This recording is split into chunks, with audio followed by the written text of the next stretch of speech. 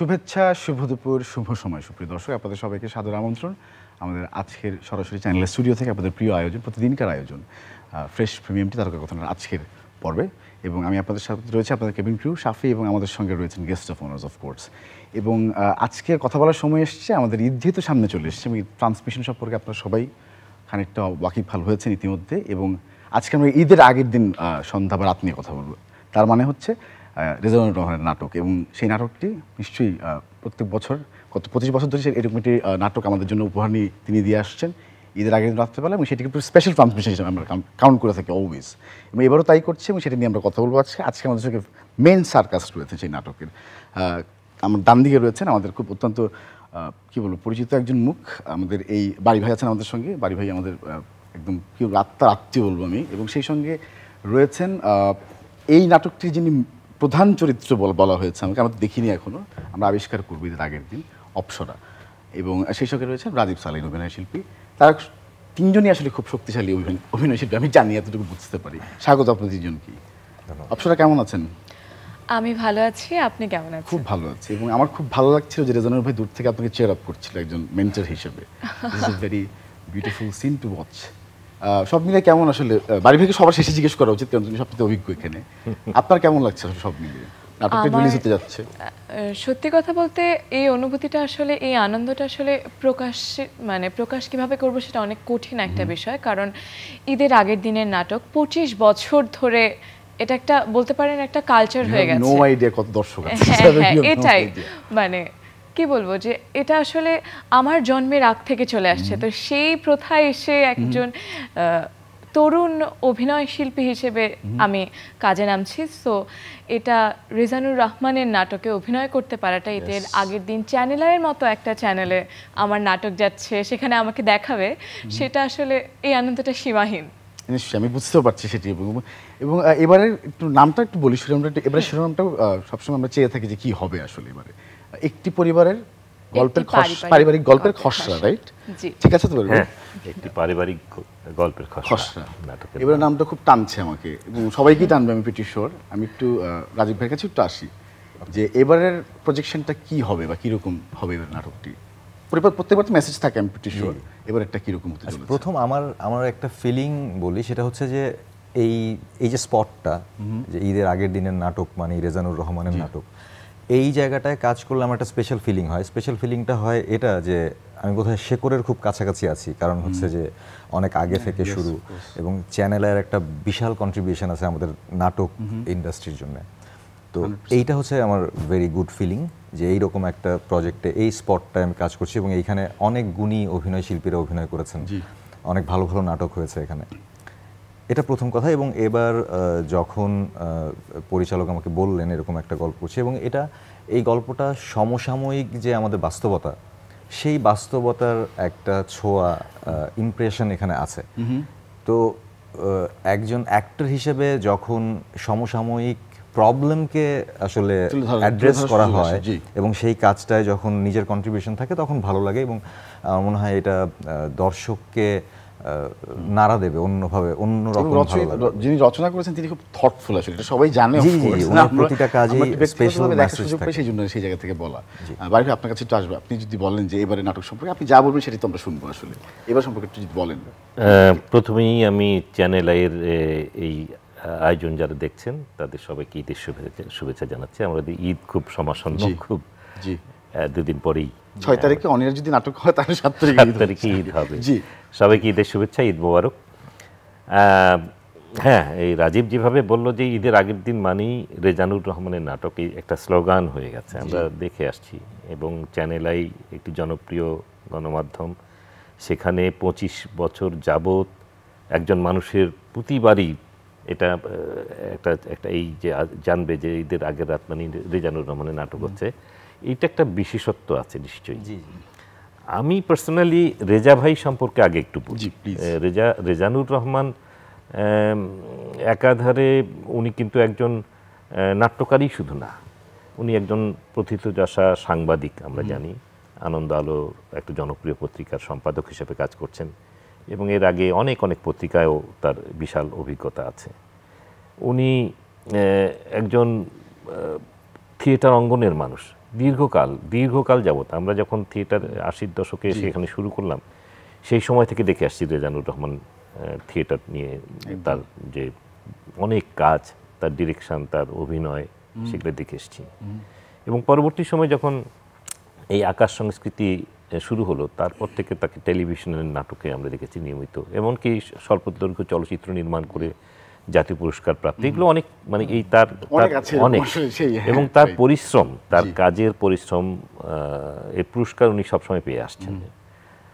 আর এই যে একটি পারিবারিক গল্পের খসড়া যে নাটকটি এবার পড়লাম, এখানেও তার বিশেষত্ব আছে সাংঘাতিকভাবে। আমি দেখি কি যে রেজানুর রহমানের টেলিভিশনের ফিকশনের ক্ষেত্রে, নির্বাচনের ক্ষেত্রে অলওয়েজ উনি যেটা করেন, সমকালীন কন্টেম্পোরারি বিষয়কে উনি বেছে নেন, সেখানে দর্শকদের কিছু মেসেজ দেওয়ার চেষ্টা করেন, এবং ওই গল্পের ভিতর থেকে মানুষ কিন্তু নতুন করে সামাজিক বাস্তবতার মধ্যে উপনীত হয়।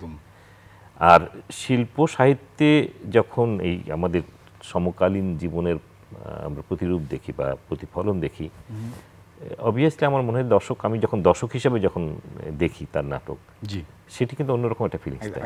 আমি কিন্তু ফিল করতে পারছি আপনি যেভাবে বলছেন আর কি, একদম ঠিকটাই বলছেন, অ্যাকুরেটলি এটাই আসলে তিনি করেন। এবং আমার মনে হয় এই জায়গাটাই হওয়া উচিত একটা প্রতিফলন ঘটানোর জন্য, যেটাতে আমরা বলতে পারবো যেটা হচ্ছে বা এটাকে প্রতিরোধ করা উচিত। শিল্পের কাজই তাই, সাহিত্যের কাজই তো, মানে আমরা তো বলি যে জীবনের আসলে সব ক্ষেত্রেই যে কোনো কাজেই তো কোনো না কোনো একটা বার্তা থাকে, কিন্তু যখন ওইটাকে আসলে একদম পয়েন্ট করা হয় এবং নানান রকম পারসেপশন থেকে দেখানো হয়, তখন ওই ফিলিংটা দর্শকের মনে তৈরি হয়, ওইটাই ইম্পর্টেন্ট আর কি। এবং সেই চেষ্টাটাই আমরা সবাই মিলে করেছি আসলে। নিশ্চয়ই। এবং আমিও এটাকে পার্ট মনে করি নিজের একটা, কারণ আমিও তো আসলে সুযোগটা হয় প্রতিবার হয়ে যায় এখন, একতলীয়ভাবে হোক আর যেভাবেই হোক, স্কেজুল না থাকলে বলে ফেলি যে আসলে কালকে বা আগামী পরশু অমুক তারিখে আসতে চলেছে, এবং ওটা বলা হয়ে যায়, ওটা প্র্যাকটিস করতে হয় না। আই নো যে কী পরিমাণ থটফুল প্রসেসের মধ্যে দিয়ে নাটকটি হয়ে আসবে এবং কীভাবে ডেলিভার হবে টপ অফ দ্যাট। এবং অ্যাডেড টু দ্যাট, আমরা কিন্তু ঈদের আমেজটা কিন্তু এই নাটক দিয়ে শুরু হয়ে যায়। ইনফ্যাক্ট আমাদের যে গানটা ঈদের নাটক একসময় হতো কি, একসময় ঈদের নাটক মানে হাসির নাটক হবে, ঈদের নাটক মানেই খুব হাস্যরস থাকবে, হালকা মেজাজে আমরা থাকবো। কিন্তু আমরা গত 2-1 দশক থেকে দেখছি, অন্তত 8-10 বছর যাবত দেখছি যে না, ঈদের নাটকে অনেক সিরিয়াস নাটক হচ্ছে, অনেক ভালো গল্পের নাটক হচ্ছে। এবং রেজানুর রহমানের বড় জায়গা, শক্তিটা ওখানেই, তার গল্পে যে ফিকশনটা পাওয়া যায় একেবারেই মানে হচ্ছে তরতাজা, একেবারে টাটকা। এই সেদিনের এই ঘটনাটা আমি জানি, মানে মিলিয়ে ফেলে মানুষ, এবং ওইটার একটা আলাদা শক্তি থাকে। আমি খুব কিউরিয়াস যে এইবারের ঘটনাটা কোনটা পিক করেছে, এটা জানতে হবে, দেখতে হবে, এটা দেখতে হবে, না দেখলে হবে না। এবং এটা সত্যিকারতে শুধু এটুকুন আমি ক্লু দিয়ে রাখি, এটা বাংলাদেশের মানে ভীষণভাবে আলোড়িত একটা গল্পের আমরা ছায়া পাবো এখানে, এবং পরিবারগুলোকে নাড়িয়ে গেছে, বিশেষ করে পরিবারগুলোকে, পারিবারিক সম্পর্ককে নাড়িয়ে গেছে। এই তো রাজীব ভাই বাড়ি দিল শেষ করে, মানে এরপর এখন মাথা ঘুরবে। একত্রিত হয়ে থাকার যে ব্যাপারটা, সেটা আরো বেশি সবার মাঝে এটা উঠে আসবে। কি পরিমাণ জরুরি, ওকে অফ কোর্স, এখন এই আন্ডারস্ট্যান্ড করা কি পরিমাণ জরুরি, সেইটা বোধহয় আমরা অনেক দূরে চলে গেছি সবাই কম বেশি। আর এখন যেটা হয়েছে কি, এখন তো যেভাবে যে নাটকগুলো আমরা অধিকাংশ ভালো নাটক হচ্ছে, নিশ্চয়ই অনেক চ্যানেল, অনেক নাটক হচ্ছে, কিন্তু পারিবারিক গল্পের যে নাটক আমরা একটা সময় দেখেছি, যে বলতে দ্বিধা নেই যে এইসব দিনরাত্রি বা ঢাকায় থাকি, এরকম পারিবারিক অনেক গল্প যখন আমরা যখন খুব ইয়াং বয়সে নাটকগুলো দেখেছিলাম, সেই নাটকগুলো স্মৃতিচারণ কিন্তু আমরা এখনো করি, যে এই সম্পর্কের নাটকগুলো দেখলে একটা অন্য ফিলিংস আসে, মানে আমার ঘরের মানুষ, আমার বাবা, আমার বোন, আমার ভাবি, তো সেগুলো কিন্তু এখন একটু আমার মনে হয় যে পারিবারিক গল্পগুলো এখন একটু কম হয়, সেদিক থেকেও আমার মনে হয় এই নাটকটি আলাদা একটি। অবশ্যই আপনি ভালো বলতে পারেন, আপনি কাজ করেন, আসলে আপনি আমাদের কাজ উপহার দিয়ে থাকেন। একটি পারিবারিক গল্পের খসড়ার প্রমোটিং দর্শকদের দেখাতে চাই, যেটি আপনারা উপভোগ করতে চলেছেন ঈদের আগের দিন রাত 7:50 আগে দেখে আসি। চলুন। বিশেষ দিন মানে চ্যানেল আই, এবারের ঈদে চ্যানেল আই 7 দিন ব্যাপী বর্ণাঢ্য ঈদ আয়োজনে উপভোগ করুন। ফন্স নিবেদিত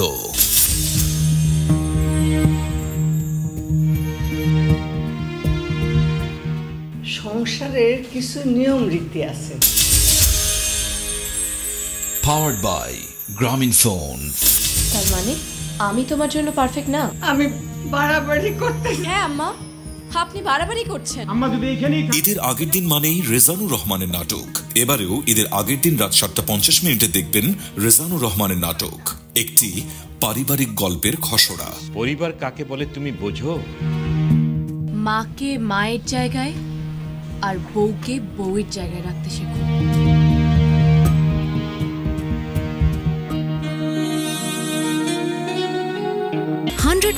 দাগ কমায় আর দেয় স্পটলেস গ্লো। নতুন ponds bright beauty serum cream. স্বপ্নযাত্রা থাকুন আপনজনের কাছে, নিজেই রিচার্জ করুন মাইজিপি অ্যাপে। কিরকম হতে পারে এবারে, লেটস সি, আমরা তো দেখবই, পুরো উপভোগ করব নিশ্চয়ই। অপসরের চরিত্রের নাম হচ্ছে ফাহমিদা, রাইট? জি। ফাহমিদা কেমন মেয়ে আসলে, যদি একটু আজকে টাচ দিতে চাই দর্শকদেরকে? ফাহমিদা আসলে নরম গোছের একজন মেয়ে, যে কিনা নিজের বিয়ের পরে যে কিনা নিজের সংসারটাকে নিয়ে থাকতে চায়। যেটা হয় যে বিয়ের পরে হাজব্যান্ডের সাথে ঘোরাঘুরি, নিজেদের একটা সময়, এবং সংসারটাকে সে খুব আসলে ভালোবাসে। কিন্তু কোথাও গিয়ে পরিস্থিতির চাপে পড়ে বা পরিস্থিতির শিকারে তার সাথে তার পরিবার বলতে মানে শ্বশুর বাড়ির একটা মনোমালিন্য হয়, সেখান থেকে তার হাজব্যান্ডের সাথেও একটা প্রবলেম ক্রিয়েট হয়ে যায়। তো সেভাবেই গল্পটা আগায়, কিন্তু আসলে সে খুব পরিবার কেন্দ্রিক একটা মেয়ে। ক্লাসিক ফেট, কিন্তু এটা ইভলভ হয়ে আসছে, ঘুরে ঘুরে আসছে আর কি। বাড়ি নিশ্চয়ই বলতে পারবেন এই ব্যাপারটা। হ্যাঁ, মানে আসলে একটা মনস্তাত্ত্বিক দ্বন্দ্ব আমাদের বাঙালি সমাজে, এই পারিবারিক জীবনের যে মনস্তাত্ত্বিক ক্রাইসিসগুলো ডেভেলপ হয় সম্পর্কের মধ্যে, ভাইয়ের সাথে ভাইয়ের স্ত্রী, নিজের বউয়ের সাথে শাশুড়ির সাথে ছেলের, এই যে বন্ডিংগুলো কিন্তু অনেকগুলো সাইকোলজিক্যাল ক্রাইসিস আমাদের জীবনযাপনে আমরা এগুলো সবসময় আমরা লালন করি, দেখে আসছি। সেই জায়গা থেকে গল্পটি একটা ক্রাইসিস যখন ডেভেলপ হয়ে যায়, মারাত্মক রকমের ক্রাইসিস, এবং সেটা একেবারে সমকালীন বললাম যে একটা ঘটনার মধ্য দিয়েই সেটার ছাপও পাওয়া যায়। এই জায়গাগুলো কেন ঘটছে, কি কারণে, এটা কি হওয়া উচিত কি উচিত না, এই প্রশ্ন কিন্তু একজন এই নাটকের দর্শক দেখে কিন্তু খুঁজবে, যেটা কেন হলো, এটা কি হওয়া উচিত ছিল, অথবা এটা না হয়ে যদি এরকম হতো। তো এই জায়গাটা দিবে ফরশো। এটা ব্যাপার হচ্ছে আমরা অনিচ্ছাকৃতভাবে অনেক সময় অনেক কমপ্লেক্স সিচুয়েশনের মধ্যে পড়ে যাই। প্রায়োরিটি সেট করাটা আমাদের জন্য খুব ডিফিকাল্ট হয়ে যায়, যে আমরা কোনটা, তো ওই প্রায়োরিটি সেটিং এর ব্যাপারটা এখানে খুব আছে আর কি, যে আমি কি প্রায়োর করব আর কি করব না। এখন তো অপশন আবার বেশি হয়ে গেছে, প্রবলেম হচ্ছে অপশন বেশি হয়ে গেছে, রাইট? করতে গিয়ে গেট লস্ট সামওয়্যার। আমরা একটু দর্শকদের জানাতে চাই শুটিং কোথায় হলো, এবারে জায়গাটা কোথায় ছিল? শুটিংটা হয়েছিল মাওনার নিকটবর্তী একটা জায়গা, এবং আমরা কৃতজ্ঞ বলতে হবে যে একজন বিশেষ ব্যক্তির বাসায়, উনি মাওনার পিয়ার আলী কলেজের উপাধ্যক্ষ জনাব আক্কাস আলী, মানে নিজের বাড়ি একদম বাড়ি মনে করি আমরা ছেড়ে দিয়ে যে উনি এইভাবে আমাদের সহযোগিতা করেছেন, কৃতজ্ঞতা আমাদের। হ্যাঁ, এবং পুরো বাড়িতে আমরা তো তছনছ করে ফেলেছি বাড়ি, কিন্তু উনি একেবারেই নির্বিবাদে যেভাবে আমাদের মানে সহায়তা করেছেন সবকিছু দিয়ে, আমার মনে হয় পুরো ইউনিট আমরা তার। এবং আমাদের গল্পে যে পারিবারিক ফ্রাস্ট্রেশন আছে, আমাদের গল্পের মধ্যে তো একটা ফ্রাস্ট্রেশন আছে, একটা ক্রাইসিস আছে, তো সেই ফ্রাস্ট্রেশন আমাদের পুরোপুরি কেটে গেছে ওনাদের পারিবারিক বন্ডিং মধ্যে, বা ওনাদের চমৎকার পারিবারিক বন্ডিং। অবশ্যই অনেক কিছু জিজ্ঞেস করা দরকার, আসলে সময় পাবে কিনা জানি না, জিজ্ঞেস করি। তারপরেও কেমন ছিল অভিজ্ঞতা এত গুণী মানুষের সঙ্গে কাজ করার যে বিষয়টা? মানে এটা আমার প্রথমেই বলা উচিত ছিল, কিন্তু আসলে আমি থিয়েটার করছি এখন। তো আমি প্রথমেই যখন আমাকে বলা হলো, আমাদের ডিরেক্টর যখন আমাকে বললেন, রেজানুর রহমান স্যার, যে আমি কাজ করছি এবং ফাহমিদা চরিত্রে, এবং আমার বিপরীতে আছেন শ্রদ্ধেয় রাজীব সালেহীন, যা পরিচিত মুখ, এবং আমার সাথে কাজ করছে, মানে আমি কাজ করার সুযোগ পেয়েছি দিলারা জামানের মতন একজন মানুষের সাথে। আমি আসলে এখানে একটু শেয়ার করতে চাই যে আমার প্রথম বাংলা মুভি, মানে আমি যেটা মুভি থিয়েটারে গিয়ে দেখেছি, সেটা হচ্ছে মনপুরা। রিয়েলি? হ্যাঁ।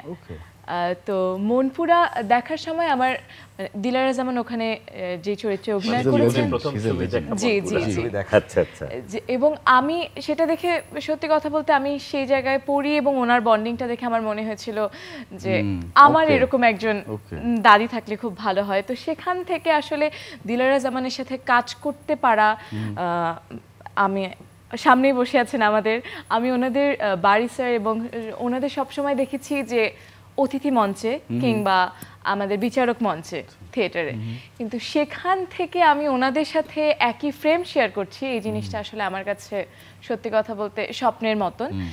মাহবুবা রেজানুর, যার নাম না বললেই নয়, আসলে আমার মানে আমি ওনাদেরকে সবসময় নাটকে অভিনয় করতে দেখেছি, টিভিতে দেখেছি, এবং সেই জায়গা থেকে আসলে এটা একটা ইমোশন যে তাদের সাথে কাজ করতে পারা। তো অভিজ্ঞতাটা আসলে ছিল যে প্রথমে ভয়টা কাজ করেছিল যে আমি কি আমার বেস্টটা দিতে পারবো, তারপরে গিয়ে যখন ওনাদের অভিনয় দেখেছি আমার এরকম করতে হবে, তো সেখান থেকে সেই আনন্দ, সেই ভয়, সেই নার্ভাসনেস সবকিছু মিলিয়ে চমৎকার একটা অভিজ্ঞতা। রেজানুরের কথা যদি বলি, উনি ডিরেক্টর হিসেবে কেমন আমি তো দেখিনি কখনো, উনি তো এমনিতে অনেক আদর করে আমাদের সবাইকে।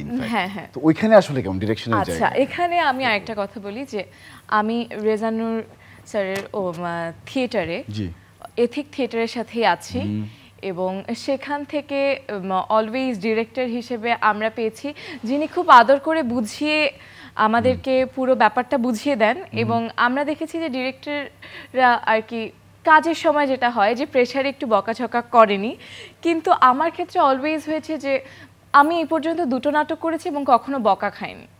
কিন্তু বকা খাওয়ার সুযোগ তো তৈরি হয়েছে নিশ্চয়ই, কিন্তু বকা দেয়নি। কাজের অভিজ্ঞতা যারা আছে, রেজা ভাই তো দীর্ঘদিন যাবত আমি তার সাথে কাজ করছি, প্রায় তার 25 বছরের ঈদের এই আগের দিনের নাটক, মানে রেজানুর রহমানের নাটক যদি হয় তার 25 অন্তত অর্ধেক নাটককে আমি মজা ছিলাম তার সাথে। রেজা ভাই কিন্তু ওই যে বললাম পরিশ্রমী মানুষ অনেক। আমি দেখেছি উনি রাত জেগে উনি একের পর এক উপন্যাস প্রতি বছর ওনার যে বের হয়, আমি অবাক হয়ে যাই যে উনি এত কাজের মধ্যে উনি একজন মানে অনেক গুণী ঔপন্যাসিক। আমি কি যুক্ত করতে চাই, আমি বুঝি না যে আজ পর্যন্ত প্রতিদিন আমাদের যে বইমেলার যে ডেইলি পত্রিকাটি হয়, it is huge matter to right for one person. সেটাই উনি কিভাবে এত কিছু সামাল দেন আমার। তো এই লোকটাকে যখন কাজের ক্ষেত্রে দিকে, অপসরা প্রতিশ্রুতিশীল একজন অভিনেত্রী আমার কাছে মনে হচ্ছে, ওর অভিনয় দেখে মনে হচ্ছে, মঞ্চে কিংবা টেলিভিশন দুটো দেখেই মনে হচ্ছে যে সে আমাদের জন্য একটা নতুন যুক্ত হলো একজন ভালো প্রতিভার মেয়ে। আর রেজা ভাই ও যেটা বললো না, ও যে একটু বকাজ, এটা না, রেজা ভাই যেরকম 49 থাকে, মাথা গরম, হঠাৎ করেই চিৎকার, রেগে যাচ্ছে, কিন্তু ওইটা আমরা চিনি যারা, তাদের জন্য ওটার মধ্যে আছে কিছু, নতুন যারা তাদের জন্য মনে হবে যে কি ভয়াবহ, কিন্তু উনি যেটা করেন কাজ, আমি বললাম কাজের প্রতি তার যে সিনসিয়ারিটি, একটা কাজকে যেভাবে উনি একেবারে মন দিয়ে করা, মানে সেইভাবে এই ডিভোশনটা আসলে আমি অনেক সকলের মধ্যে রিজনে, মানে কাজটা ভালো হওয়ার জন্য আর কি, একদমই কাজটা ঠিকঠাক। আমি এত বলতে, এখন তো রেজানুর ভাই নাটকের কাজ নিশ্চয়ই অনেক কমিয়ে দিয়েছেন আগের তুলনায়, আগে নিশ্চয়ই আরো বেশি করতেন, এখন বরঞ্চ মানে মেন্টরিং এর জায়গাটা আপনাদের বেশি সময় দিচ্ছেন আমার মনে হলো ওনার জন্মদিন অ্যাটেন্ড করে সেদিন।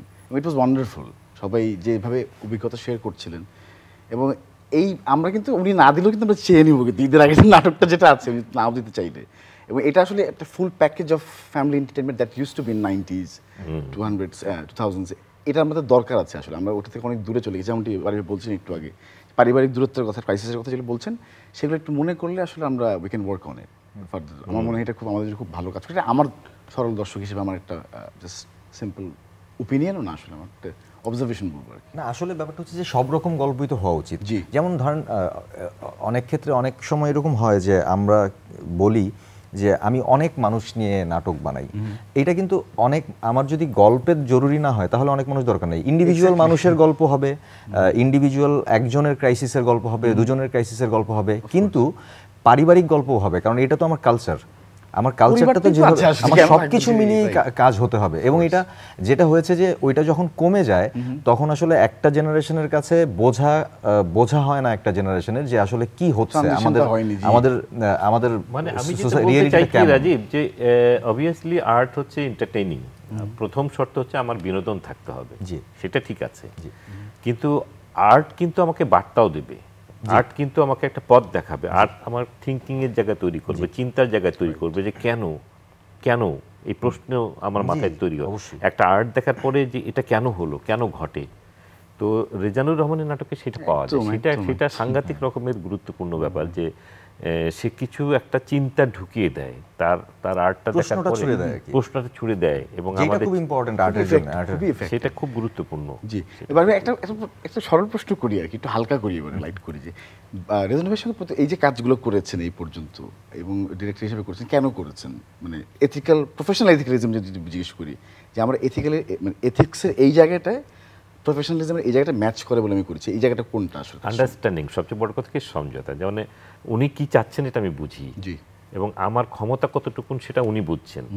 সেটা হচ্ছে একটা দীর্ঘদিনের আমাদের বোঝাপড়ার জায়গা থেকে সেই জায়গাটা তৈরি হয়েছে। আর বন্ধুত্ব তো আছেই, রেজাবের সাথে আমার বন্ধুত্ব, বা তার গ্রামের বাড়ি, তার এলাকায় কত জায়গায় যে কাজ করেছি, কত হিউজ কাজ করেছি তার সাথে, এই জায়গাটা।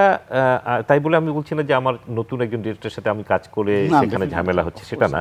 হ্যাঁ, সেখানে আমার অভিজ্ঞতা তৈরি হচ্ছে। আমি এবার ঈদে আরেকটি নাটক আবুল হায়াত ভাইয়েরও কিন্তু প্রচুর নাটকে কাজ করেছি, এবং রাবেয়া খালাম্মান গল্প থেকে সেই নাটকটি নির্মিত হবে, হয়তো ঈদেই আসবে।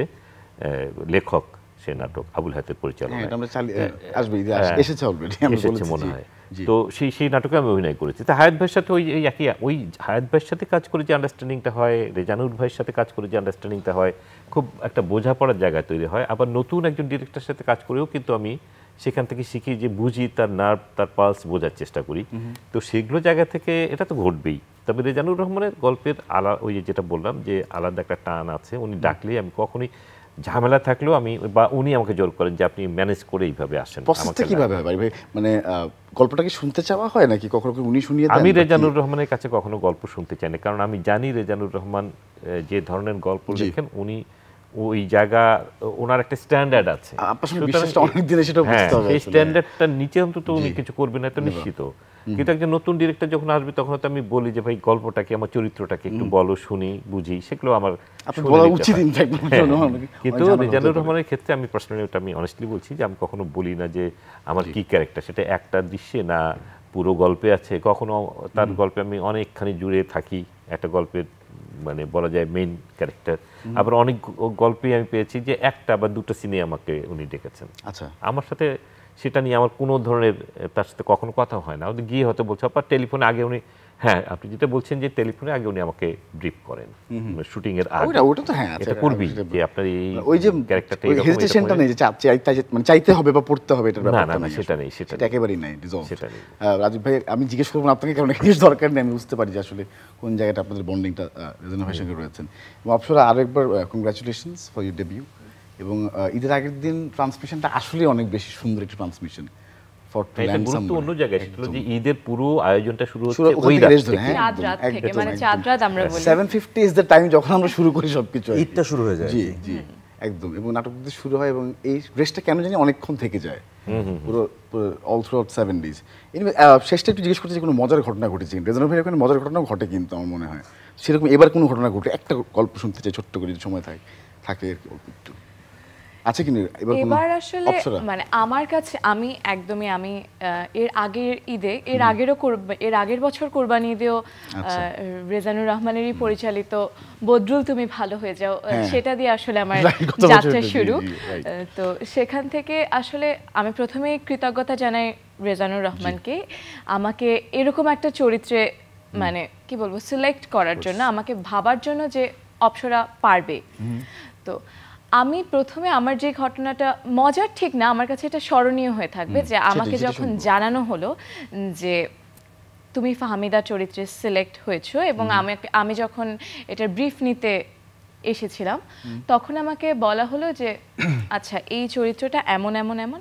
এবং তার আগের দিনই হচ্ছে আমাদের সবচেয়ে মজার বিষয় হচ্ছে, তার আগের দিন আমাদের এথিকের নতুন নাটক সুরঙ্গ মঞ্চে এসেছে, এবং 23 তারিখ আমরা সুরঙ্গ করে আমার 24 তারিখ শুটিং ছিল। ধন্যবাদ। আমরা আমরা আমরা নাটকটি দেখবো, টেলিভিশন থেকে আমরা বিদায় নিচ্ছি। তবে আমরা আছি যুক্ত, আমরা online channel, YouTube channel platform এবং অনলাইন যতগুলো প্ল্যাটফর্ম আছে চ্যানেলে, সেগুলোতে আমরা যুক্ত রয়েছি। আমরা গল্প শুনছিলাম, সেই গল্প আবার ফিরবো, চলুন। আচ্ছা, তো সুরঙ্গে একটা ক্যারেক্টার ছিল হচ্ছে ষোড়শীমের, যে খুব চটপটে এবং খুব দুরন্ত, খুব রহস্যে ঘেরা একটা মেয়ে। তো ওখান থেকে একদম ডিফারেন্ট একটা চরিত্র হচ্ছে ফাহমিদা, খুব শান্ত, খুব নরম ধাঁচের, কিন্তু নিজের কিছু কিছু ব্যাপারের জন্য সে একটা প্রতিবাদী চরিত্র হয়ে ওঠে, এবং শেষে গিয়ে মানে সে আসলে সংসারটাকে করতে চায়। তো সেখান থেকে আমাকে যখন সেই জিনিসটার ব্রিফ দেওয়া হচ্ছিল যে এটা দুটো চরিত্র আলাদা এবং কিভাবে আমি নিজেকে তৈরি করব, সেই জায়গাটা আসলে আমার মনে হয় যে সেটা আমার সারা জীবন মনে থাকবে, যে আমাকে এই শো এর আগের দিন আসলে বোঝানো হচ্ছিল যে দুটো চরিত্র আলাদা এবং দুটো চরিত্রে আমি কিভাবে তৈরি হব। ডিটেইল চাচ্ছিলাম, ওখানে কি শেখানো হয়েছে কি মাইক্রো ওয়ার্কশপ ছিল কোনো? না না, একদম আমাকে মানে নিজের মতন করে আঙ্কেল ব্রিফ করেছেন যে কিভাবে, এবং পুরোটা আসলে মানে এখানে একটা জিনিস বলবো যে পুরোটা আসলে আমার উপর ছেড়ে দিয়েছে যে তুমি এভাবে তৈরি হতে পারো, কিন্তু তুমি তোমার মতন করে চিন্তা করে ক্যারেক্টার দুটোকে আলাদা করে ক্যারেক্টার দুটোকে দুটোর মতো করে প্রেজেন্ট করো। আর সবচেয়ে বড় কথা বিশ্বাসের জায়গাটা, যে আমি জানি তুমি পারবে, এই কথাটা বললে না আসলে সবকিছু করা যায়, নিজের মতন মনে হয় যে আমি পারবো। তো সেখান থেকে আমাদের আসলে সবাইকে ইন্সপায়ার করা উচিত, স্পেশালি যারা আমাদের সিনিয়র আছেন তাদের আমাদেরকে ইন্সপায়ার করে। অফকোর্স আমরা এক কদম আগাতে পারবো বেশি, অন্তত ফেল করলেও। এবং শুভকামনা বাড়ি ভাই, থ্যাংক ইউ ভেরি মাচ, আপনি এসেছেন আজকে আমাদের সঙ্গে এই গল্পটি নিয়ে কথা বলার জন্য। একটি পারিবারিক গল্পের খসড়া এবারের শিরোনামে নাটকটি আসতে যাচ্ছে 7:50 ঈদের আগের দিন সন্ধ্যায়, এবং সবাই দেখবেন। এমনিতে আমি বিশ্বাস করি, এবং দেখে আমাদেরকে অবশ্যই ফিডব্যাক জানাবেন, যেহেতু অনলাইন আছে। এবং সবাইকে ধন্যবাদ আরও একবার। Apsara, congratulations and best of luck. Thank you so much. দর্শক, আজকে বিদায় নিচ্ছে এখান থেকে, ভালো থাকবেন সবাই। আগামী পর্বে দেখা হবে নতুন কোনো গেস্ট বা সেলিব্রিটির সঙ্গে।